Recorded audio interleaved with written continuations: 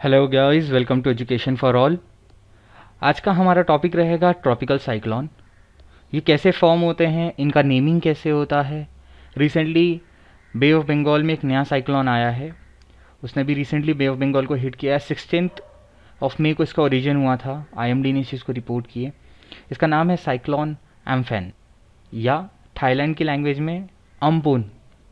Recently दो reason की वजह से जो साइक्लोन है वो न्यूज़ में रहा है। पहला साइक्लोन अम्पुन, दूसरा कारण था आईएमडी ने, that is Indian meteorological department में एक नया लिस्ट रिलीज़ किया है जिसमें उन्होंने 169 नेम को रखा है फॉर द फ्यूचर साइक्लोन्स। अब क्या सिर्फ इंडिया अकेला है जो पूरे इंडियन ओशन रीजन या बे ऑफ बंगाल में नेम करता है, या इसके अलावा और भी बहुत सारी कंट्रीज़ हैं। Will see in this lecture जो साइक्लोन को नेम करने का प्रोसेस है, उसे नेम देने का प्रोसेस है, ये कब से शुरू हुआ है, इसके पीछे रीज़न क्या है, क्या इससे कोई एडवांटेज है, वो भी देखेंगे। सबसे पहले जान लेते हैं साइक्लोन अम्फन के बारे में। अब साइक्लोन एम्फन, या आप इसे प्रोनाउंस करिए साइक्लोन एम्फुन, ये एक ट्रॉपिकल साइक्लोन है जो बे ऑफ बंगाल में रीजन। इसकी इंटेंसिटी इतनी है कि आप इसे एक सुपर साइक्लोन कह सकते हैं, जिसकी स्पीड है 120 नॉट। अब नॉट जो होता है 1.8 किलोमीटर्स होता है, 1 knot is equal to 1.8 kilometre रफली। सो 120 नॉट्स की इसकी स्पीड है। इसको फॉर्म कहाँ देखा गया है, बे ऑफ बंगाल के ऊपर देखा गया, और इसे फोरकास्ट करने वाली बॉडी का नाम है आईएमडी। आईएमडी ने इस साइक्लोन को बहुत ज़्यादा सीवियर कैटेगरी के अंदर डाला है, और इसे एग्जैक्टली देखा जा सकता है सागर आइलैंड जो कि वेस्ट बंगाल में है, और हतिया आइलैंड जो कि बांग्लादेश में है। इसको नेम किसने दिया था, मैंने ऑलरेडी बताया, थाईलैंड ने इसको नाम दिया है। ये 3 रीजन को अफेक्ट करेगा। इंडिया के 2 रीजन है, वेस्ट बंगाल और उड़ीसा और बांग्लादेश। जनरली ऐसा देखा जाता है कि मानसून से पहले साइक्लोन फॉर्मेशन नहीं होता है। ये एक अनसपोर्टिव एनवायरनमेंट होता है जिसमें कोई भी साइक्लोन को बनना ऑलमोस्ट ज़ीरो होता है। But from last 2 years we can see that कि बांग्लादेश के अंदर लगातार साइक्लोन फॉर्म हो रहे हैं, and this is the second one in the series. इससे पहले जो फॉर्म हुआ था उसका नाम था साइक्लोन फेन। लेट अस सी कि साइक्लोन फॉर्म कैसे होता है। अब होता क्या है, ये रीजन जो है, यहाँ पे मान लो कि एक लो प्रेशर जोन जनरेट हुआ है। अब नॉर्मल केसेस में होता ये है कि जो लो प्रेशर एरिया है उसकी तरफ जितनी भी हाई प्रेशर एरिया की चीज़ें हैं वो ट्रैवल करती हैं। लो प्रेशर कहाँ ट्रैवल कर रहा है, हाई प्रेशर की तरफ। ठीक है, इस तरह से high pressure area, low pressure area जो है हमारा, उसको काफ़ी सारी हाई प्रेशर एयर मिलती है। नाउ सी हियर, यहाँ पे हाई प्रेशर एयर आ रही है, यहाँ पे भी आ रही है, और यहाँ भी आ रही है। तो जिसकी वजह से ये रीजन को बहुत ज़्यादा एनर्जी मिलती है, और इसकी एनर्जी का सोर्स होता है लेटेंट हीट। यहाँ पे बहुत सारा वाटर मॉलिक्यूल्स होने की वजह से और गर्मी होने की वजह से जो एयर है वो राइज होता है, और एयर के राइज होने से आउटकम ये होता है कि ऊपर ट्रोपोस्फियर कंपैरेटिवली ठंडा है as compare to the ground region. तो जिसकी वजह से ऊपर जाने पे जो मॉइस्ट एयर थी वो कंडेंस हो जाती है, यानी ठंडी हो जाती है, और वेपर जब ठंडा हो जाता है तो आउटकम होता है ड्रॉपलेट बनना, वाटर ड्रॉपलेट्स का फॉर्मेशन होता है, और इससे क्रिएट होता है रेन। लेकिन क्वेश्चन है कि ये साइक्लोन कैसे फॉर्म होता है। अब यहाँ पे एक और रीज़न है इसके पीछे बहुत स्ट्रांगली मैटर करता है, वो है कोरियोलिस फोर्स। अर्थ के रोटेशन की वजह से जो एयर है जिसको ऐसे जाना चाहिए था वो हल्की सी ट्विस्ट हो जाती है, और जिसके वजह से ये टर्न, अगर आप नोटिस करेंगे ये टर्न ऐसे ही अगर हम पूरे अर्थ पे बनाएंगे तो there is a creation of a cyclone over year. अगर अभी तक आपको ये समझ में नहीं आया था, मेरे ख्याल से इससे आपको समझ में आ जाएगा। होता क्या है, ठंडी हवा जो होती है वो आजू बाजू इसके रिवॉल्व होने लगती है, और ये जो रीजन होता है ये होता बहुत ज़्यादा गर्म है, जिससे जैसे ही यहाँ पे कोई ठंडी हवा पहुँचती है वो गर्मी के वजह से इवेपोरेट हो जाती है और एक्सपांड होने लगती है। एज वी नो कि वाटर एक्सपांड होता है तो वो स्टीम में कन्वर्ट हो जाता है। बिल्कुल यहाँ पे यही होगा, ये स्टीम में कन्वर्ट होगी, और स्टीम की डेंसिटी कम है तो वो अपर एटमॉस्फेयर की तरफ ट्रैवल करने लगेगी। जब वो ऊपर जाएगी तो ऊपर एक लेयर मिलेगा जिसको कहते हैं ट्रोपोस्फियर।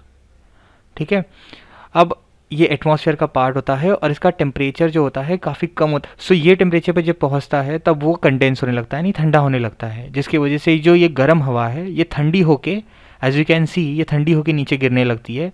अब ये जो नीचे गिरने लगती है ये this can be in various ways, बहुत तरीके से, अलग अलग तरीके से प्रेसिपिटेशन होते हैं, चाहे वो स्नोफॉल हो, हेल हो, रेनफॉल हो और वॉट इस तरह से ये पूरा फॉर्म होता है। लेकिन जब ये ठंडा हो रहा होता है उस समय जो एनर्जी रिलीज होती है वाटर वेपर से, वही एनर्जी मेन एनर्जी सोर्स बनती है हमारे ट्रॉपिकल साइक्लोन का। इसीलिए जो मेन ट्रॉपिकल साइक्लोन्स होते हैं वो मोस्टली ओशंस या फिर सी में फॉर्म में होते हैं, यानी वाटर सरफेस पे सिंपली सेइंग।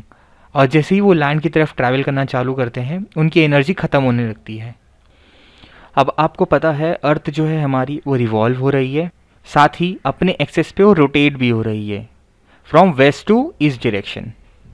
अब इसकी वजह से होता क्या है, जो विंड है वो ट्विस्ट हो जाती है। इस मूवमेंट की वजह से जो विंड है वो ट्विस्ट हो जाती है। जिस विंड को सीधा जाना होता है वो चली जाती है ऐसे, घूम जाती है। अब ये दोनों डायरेक्शंस यानी northern hemisphere and southern hemisphere में अलग अलग तरीके से होता है। डिपेंडिंग अपॉन दिस जो साइक्लोन का डायरेक्शन होता है वो भी वेरी करता है। इन नदर्न हेमिस्फीयर जो ट्रॉपिकल साइक्लोन फॉर्म होते हैं they are in anti clockwise, यानी वो बिल्कुल इस तरीके से घूमेंगे, वेयर इन सदर्न हेमिस्फीयर वो क्लॉकवाइज घूमते हैं। ठीक है। अब ट्रॉपिकल साइक्लोन को अलग अलग रीजन में अलग अलग नेम से जाना जाता है। कहीं पे हरिकेन कहा जाता है, कहीं पे साइक्लोन और कहीं पे टाइफून। हरिकेन जो है जनरली इसे यूज़ किया जाता है नॉर्दर्न अमेरिकन कॉन्टिनेंट के नियर टू, यानी जब वो साइक्लोन नॉर्थ अटलांटिक ओशन में बनेगा या नॉर्थ ईस्ट पैसिफिक में बनेगा तब वो हरिकेन हो जाएगा, या जब साउथ पैसिफिक या इंडियन ओशन में बनेगा तो वो साइक्लोन हो जाएगा, और जब वो फॉर्म होगा नॉर्थ वेस्ट पैसिफिक ओशन पे यानी near to China and Japan तब वो टाइफून हो जाएगा। अब ये सभी के सभी ट्रॉपिकल साइक्लोन के एक तरह के वैरायटी हैं, या आप कह सकते हो डिफरेंट नेम्स हैं, and they are one of the most dangerous cyclone.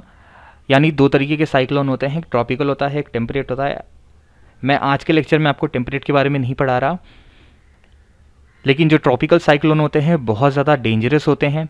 उनकी स्पीड जो विंड की होती है बहुत ज़्यादा एनॉर्मस होती है, बहुत ज़्यादा फास्ट होते हैं। In some cases they can reach up to the speed of 250 mile per our.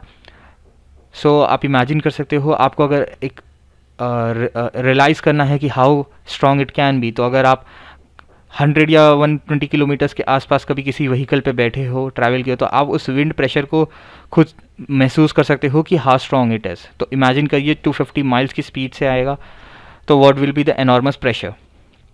अब ये जो साइक्लोन को नेम करने का तरीका है, इसको कब एग्जिस्टेंस में लाया गया, इसका कब ओरिजिन हुआ, तो अब जो नेमिंग का प्रोसेस है इसे शुरू किया गया था अटलांटिक ओशन में। अगर कोई भी विंड, जब विंड की स्पीड 39 माइल से ज़्यादा हो जाती है तब ये उसको साइक्लोन कह देते हैं और उसको नेम करने लग जाते हैं। नेम करने से हमको पता चल जाता है कि कौन से रीजन में कौन सा साइक्लोन ओरिजिन हुआ है, उसका कितना पावर था, कितने अमाउंट पे उसने डिस्ट्रक्शन किया, कहाँ पे एग्जैक्टली उसका लोकेशन था और कितने साल पहले वो आया था। अब ये सब करने से किसी एक साइक्लोन को दूसरे साइक्लोन से कंफ्यूज ना किया जाए, इसकी प्रोबेबिलिटी बहुत ज़्यादा कम हो जाती है और एक्यूरेसी बढ़ जाती है। अब ये नेमिंग का प्रोसेस जो है ये ईयर 2000 से शुरू हुआ था। हम ऑलरेडी इसके बारे में पढ़ चुके हैं कि इसकी शुरुआत अटलांटिक ओशन में हुई थी। अब इंडिया में जो नेमिंग की जाती है या इंडियन ओशन में जो नेमिंग की जाती है वो की जाती है इंडियन मीटीरियोलॉजिकल डिपार्टमेंट द्वारा, IMD द्वारा। अब इंडियन ओशन में ना 8 कंट्रीज़ हैं, for example India, Pakistan, Sri Lanka, Bangladesh, Maldives, Myanmar, Oman and Thailand.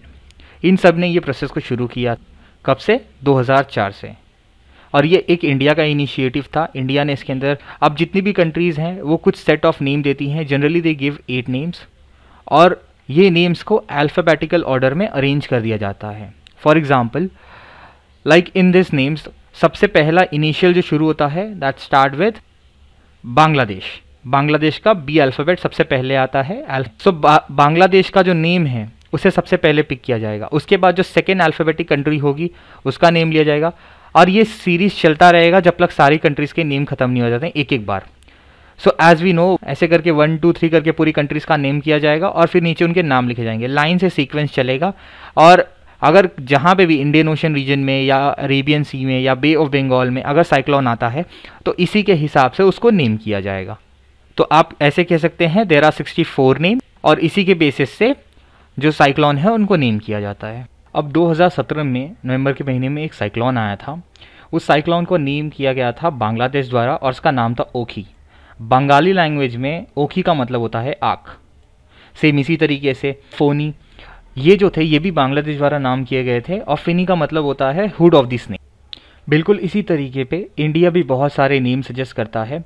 Recently India ने कुछ नाम सजेस्ट किए हैं, जैसे 13 नेम का सजेशन उन्होंने दिया है, जिसमें आती है गति, तेज, मुरासू, आग, व्योम, झोर, प्रभाव, नीर, प्रभंजन, गुरमी, अंबुड़, जलादी और वेगा।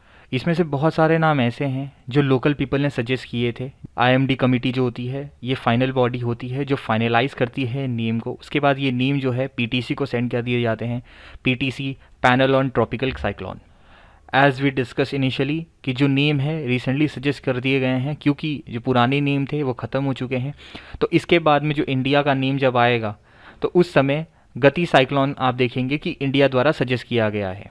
एक बार जब पूरा साइक्लोन का लिस्ट ख़त्म हो जाता है तो फिर से नया सीक्वेंस बनाया जाता है और वो तब तक चलता है जब तक वो ख़त्म ना हो जाए। जून 2019 को इंडिया का जो लिस्ट में आखिरी नाम था साइक्लोन वायु, वो ख़त्म हो चुका था। साइक्लोन वायु गुजरात को उसको हिट किया था। Over here you can see ये प्रीवियस लिस्ट है।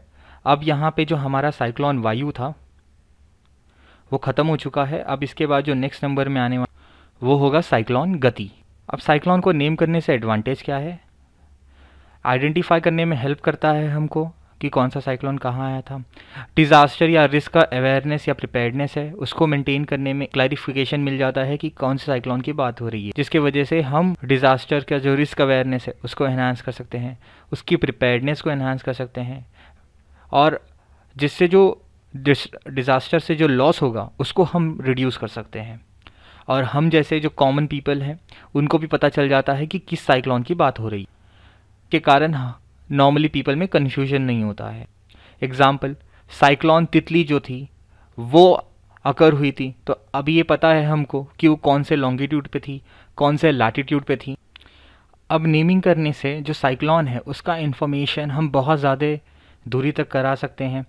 जितने भी, फॉर एग्ज़ाम्पल आपको पता होगा बहुत सारे इंडिया के जो कोस्ट हैं या उनके जो नियर बाय कंट्रीज़ हैं उसमें बहुत सारे लोग आइलैंड्स पे रहते हैं, तो उनको इन्फॉर्मेशन पहुंचाना थोड़ा आसान हो जाएगा अगर हम नाम का इस्तेमाल करते हैं rather than just saying cyclone आ रहा है। We can just choose the term कि कौन सा साइक्लोन है, उसका नाम क्या है, क्या स्पीच से आ रहा है। इससे जो उसका आइडेंटिफिकेशन है वो बहुत स्पेसिफिकली हो जाता है। अब why we should know about cyclone, there are few reasons. पहला रीज़न है कि it's important for the local ecosystem. जो साइक्लोन होता है वो इकोसिस्टम को बहुत ज़्यादा डिस्ट्रॉय भी करता है, इसके साथ रिस्ट्रक्चर भी करता है। बहुत सारे रीफ और प्लांट्स होते हैं जो इससे अडाप्ट हो चुके होते हैं। Mangrove is a very good example. Mangrove जो होता है वो साइक्लोन के लिए बहुत ज़्यादा एज अ गुड शील्ड काम करता है, प्रोटेक्शन का काम करता है। ज़्यादा इफेक्ट नहीं आता है मैंग्रोव के ऊपर साइक्लोन का। साइक्लोन बहुत बड़े अमाउंट पे लोगों को डिस्प्लेस करता है एक जगह से दूसरी जगह, साथ ही बहुत सारे ह्यूमन लाइफ और पब्लिक प्रॉपर्टी का भी डिस्ट्रक्शन होता है, जो लोगों के ऊपर एक ट्रॉमा लीव कर देता है, इमोशनल इफेक्ट आ जाता है उनके ऊपर। कई मिलियन डॉलर्स में इसका डिस्ट्रक्शन होता है। जितना ज़्यादा हम अच्छे साइक्लोन को समझ पाएंगे उतना बेटर अंडरस्टैंडिंग हमारे पास हो पाएगा और उतना अच्छी तरीके से हम उसको प्रिपेयर कर पाएंगे। जितना ज़्यादा हम उस पर प्रिपरेशन कर पाएंगे उस साइक्लोन का जो डैमेज होगा उतना ज़्यादा हम उसको मिनिमम कर सकते हैं। हम उसे ज़ीरो तो नहीं कर सकते हैं बट हाँ we can try to reduce it. अब इंडिया का जो ईस्टर्न को यहाँ पे ज़्यादा साइक्लोन फॉर्म होते हैं as compare to this region. इसके पीछे का कारण देख लेते हैं एक बार कि ईस्टर्न कोस्ट ज़्यादा वल्नरेबल क्यों है। As we can see in this image, जो बे ऑफ बंगाल है वो कंपैरेटिवली लैंडलॉक्ड ज़्यादा है as compare to Arabian sea. Arabian sea का अगर आप लेंथ एंड विड्थ देखेंगे और नेबरिंग कंट्रीज देखेंगे तो आप नोटिस करेंगे कि इसका जो एरिया है that is bigger as compare to this area. Landlocked होने की वजह से जो रीजन है वो बहुत जल्दी गर्म हो जाता है। और एज वी नो साइक्लोन को बनने के लिए सबसे प्राइमरी कंडीशन होता है कि वहाँ का टेम्परेचर राइज हो, जिसकी वजह से वो रीजन लो प्रेशर बन जाता है और लो प्रेशर बनने की वजह से वहाँ पे हाई प्रेशर एयर ट्रैवल करने लग जाती हैं और ये सबसे सूटेबल कंडीशन होता है साइक्लोनिक इवेंट के लिए। वेयर एज अरेबियन सी को अगर हम लोग नोटिस करेंगे तो उसमें खाली नॉर्थ वेस्ट रीजन जो है और इंडिया का जो कोस्ट है, इसको छोड़ के बाकी जो नीचे का पूरा रीजन है वो ओपन है। ठीक है, तो this is a prime region. In fact UPSC में ये क्वेश्चन पूछा भी जा चुका है कि gulf of Mexico, South China sea और बे ऑफ बंगाल में ही ज़्यादा साइक्लोन क्यों बनते हैं, अरेबियन सी में क्यों नहीं बनते। मेंस का क्वेश्चन था ये। Thank you so much guys for watching the video. Do like, share and subscribe to the channel.